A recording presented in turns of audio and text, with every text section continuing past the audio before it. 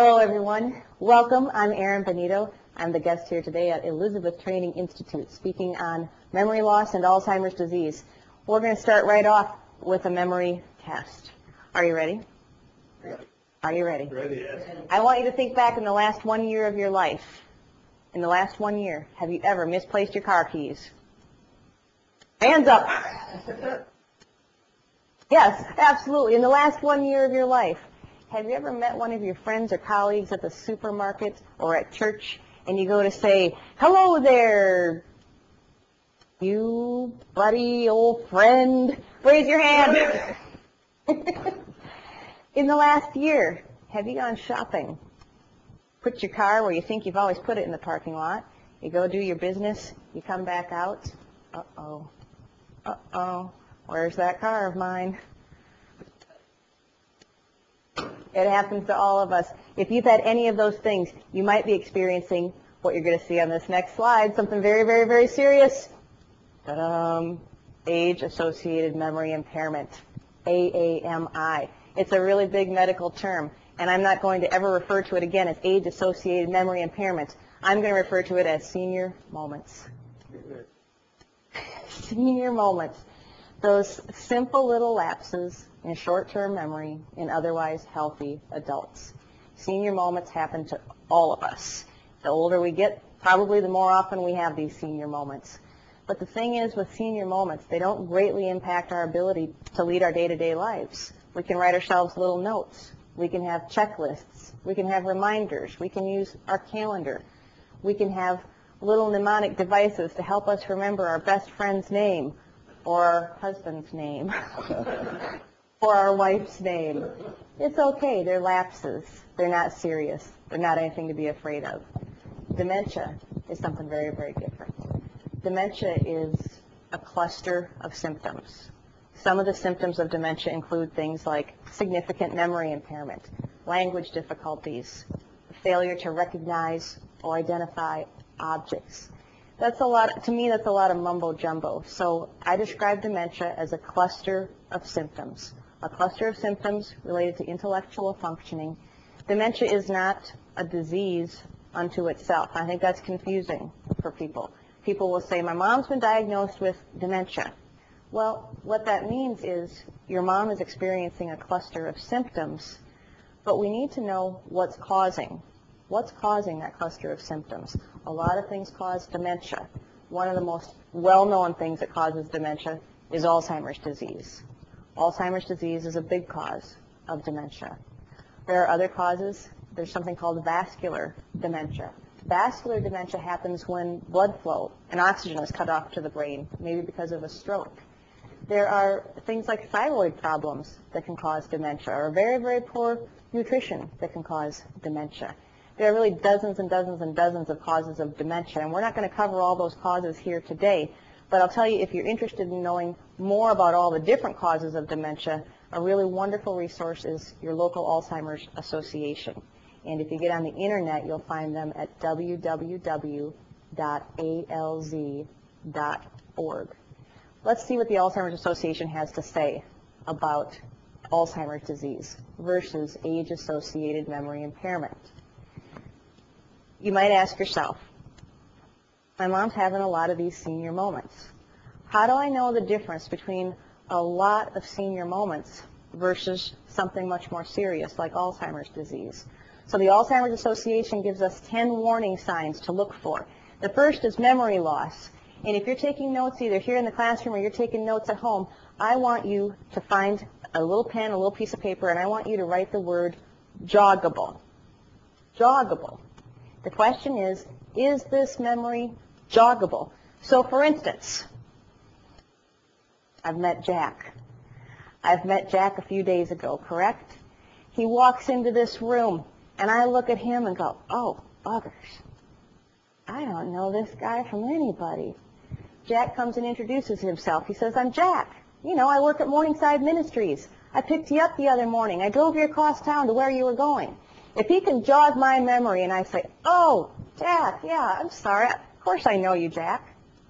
If he can jog my memory, I'm okay. I just had a little, oops, a little brain fart, a little senior moment. I mean, young people have senior moments too. Sometimes we get tired. Sometimes we get overstressed or overworked. There's a lot of things that cause those little oopses. But if Jack can jog my memory, I'm okay. I just had a little oops. If Jack cannot jog my memory, if I look at Jack and say, buddy boy, you didn't pick me up. That wasn't you. I don't remember ever driving across town with you. I've never seen you before. Well, now, there's something really significant happening with me cognitively if I don't remember Jack even after he's strongly tried to jog my memory. The second warning sign the Alzheimer's Association provides is difficulty performing familiar tasks. What do we mean by difficulty performing familiar tasks? I worked with a fellow many, many years ago. Maybe he was 71, 72 years old. He lived in a memory cottage where I was an aide. And his wife asked me if, on the mornings that I worked, would I make him his favorite breakfast. I was 19 years old. I could barely pour cereal. I could barely get a bowl of cornflakes out successfully. But his wife, Marie, asked, she said, please, Aaron, she said, the mornings you work, would you make Charlie his favorite breakfast? Would you make him the 2 eggs over easy, the piece of wheat toast, the half grapefruit, the cup of hot black coffee, the orange juice? And I said I would. I said I would. And then every day after that, I gave him cornflakes. I gave him cornflakes. I wasn't successful. And I tell you what, I brought out those cornflakes to Charlie every morning that I worked, and Charlie's face would light up, and he'd say, hey, babe, thank you. Boy, thank you, hon. And he would dive into those cornflakes. So I thought this is okay. Well, one morning I had a little extra time, and I had practiced flipping eggs back at my little apartment. And one morning I was successful. One morning I made Charlie's favorite breakfast. It was, I thought, something that should go on the cover of Good Housekeeping. And I brought that plate, and my little 19-year-old heart was just bursting. I felt pretty proud of myself. And I put it down in front of Charlie, and Charlie lit up like he did every morning, and he said, hey, babe, thanks a lot. You're such a good girl. And with that, I said, enjoy your breakfast, and I was off to care for the other fellows that I cared for in this small cottage. I came back about 20 minutes later, and the Charlie that I knew, that lovable, adorable, gracious man that I knew, wasn't there. It was really a different Charlie altogether. This Charlie was angry. He was cursing. He had all his silverware balled up in his hands like this, and he was cursing, saying these blankety blank blank things don't work. They just don't work. Why did that blankety blank blank give these to me? And when I came in and he saw me cross the room, he threw that silverware at me for all he was worth. Wow. His plate was untouched. His eggs were cold. Coffee was cold. When you think about performing familiar tasks, every day I've given him a bowl of cornflakes.